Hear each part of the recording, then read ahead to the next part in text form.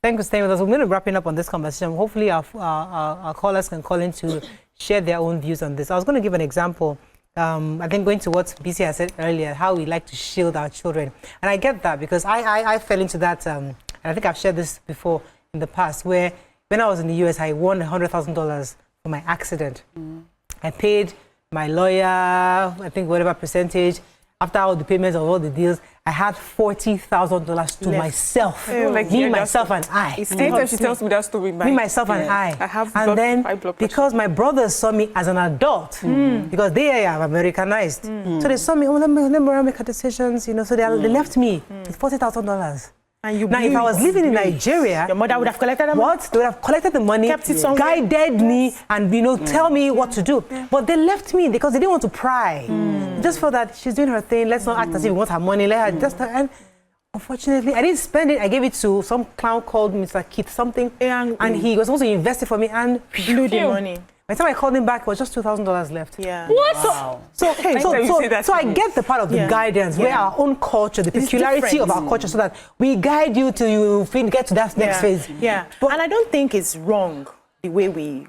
I know everybody is looking for. Let them be independent. Let them be independent. But we also preach it. Yeah, we do. We do, but to a certain extent because of our culture. I don't think it's wrong because if you study neuroscience, you realize that the brain actually finishes development at the age of 28. Yeah. Wow. So many of the decisions we think young adults are taking, their brain is still undergoing development.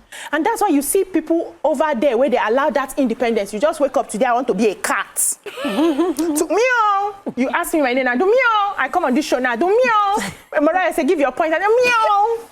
I want to be a cat. Another person wakes up tomorrow, goes to do surgery to change into a dog. So much independence. With independence comes responsibility. And that's why we're saying that to a level, we must guide our young people. We now step back. We're not authoritative anymore. You now step back. But I like where we went with this conversation, where information has to be key. We have to keep giving the information. The media is talking about it. Parents are talking about it. Parents forum are talking about it. Men are talking about it. Women are talking about it. So that everybody knows the consequences. So that today you want to give your egg. Tomorrow you know that there could be consequences and you will face it by yourself. So let's not just be in a hurry to push. I'm raising children, though. I'm happy the way they guided me to a certain extent. In fact, it was the guidance that my mother gave me that even made me marry at the time I was married, because I was being foolish. And she said, come here. You're not going anywhere. Stay in that house. She's not going anywhere, okay? Okay, I want to kuku marry her there. It was just her strategic, I cannot allow my daughter be this foolish. That saved me. So we cannot allow our children, because we are raising them to be independent, and we allow you to take your decisions, allow you to. There are some things that we stand. There are some things that we stand as a mother and say, on this one, no, this is my way. Let's do it a bit. Let me take this call from Bola. You leave my house. Holding. Good morning, Bola Tito. You're live. Good morning, Bola Tito. Hello. Good morning. Go ahead, please. Yes. So I'm a. Good morning. Good morning. Okay, I'm a biology student, and I study these things like egg donation. Either in women's lifetime, we have 5,000 eggs, and that those 5,000 eggs, it goes through ovulation. That's where we have our menstruation. When the egg is matured, it breaks down. That's where we have our menstruation. So no hospital is supposed to allow their. Sorry, you're making.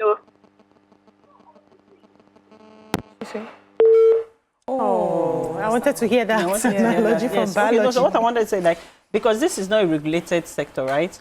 And Nigeria, most times, is not really where they even give information in terms of. Let's say you go to the hospital and they want to do something abroad. They want to apply, before they apply anything on your body, or they'll tell you what this is, what will happen. Yeah, next you just shout, they're saying you don't even know.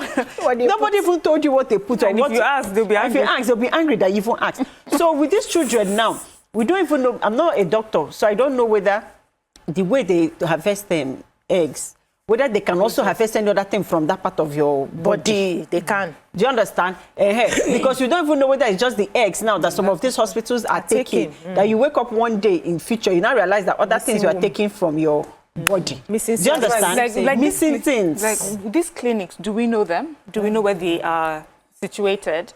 Do we know if they are licensed? Do we know if they are licensed practitioners in those places? So that's the regulation we're talking about. All that has to be sorted out so that we even know that these girls are going to a place where it's being properly handled. But as we have heard of stories of girls who are left dealing with all sorts of health issues because of the way it was done, they're allowed to just take care of themselves, you know. So that's the regulation issue. But let's go back to the parenting. You know, for me, I find that interesting. The way we used to do it, or the way we've always done it, which is we shelter our children until they leave. It worked for a very long time, you know, and I don't think that we should totally throw it away. In fact, I feel like we've even kind of found a balance. But it worked a long time ago because your child would school around, you know, in the vicinity. But now we have our children, either they leave the state or they leave the country. True. You don't want to leave. You don't want a child who has no clue about how to get into a car, a bus, a taxi, doesn't know how to open a bank account, doesn't know how to pay for rent, doesn't know how to read contract for rent. You don't want that sort of child to go off into the world, in today's world, especially. So that is why, you know, we're saying that African parenting needs to be aware of the realities on ground today. You want your child to go and be a high flyer somewhere, they'll have to start dealing with that first, you know.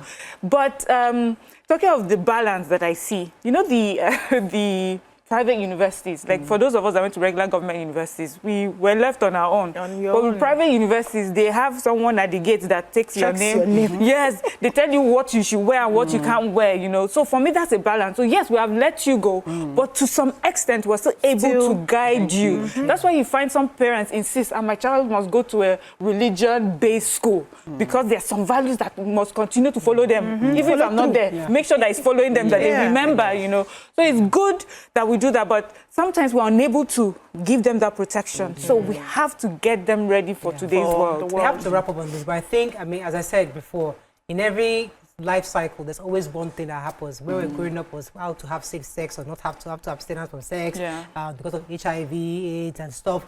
And kids then were getting infected, some died.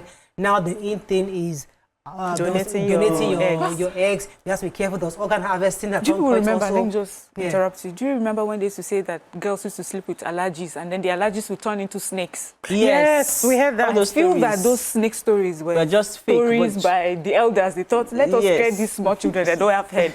You know? And there was the Aristo season. So these things come in phases.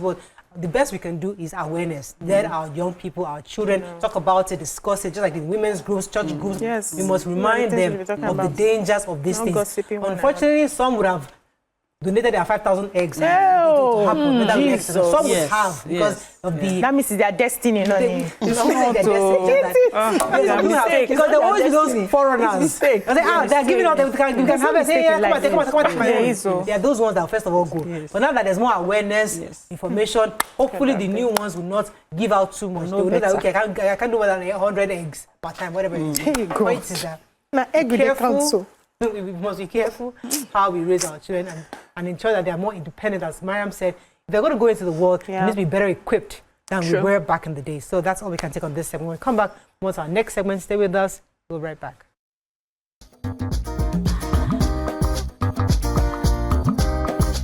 Stay tuned. Your View will be right back.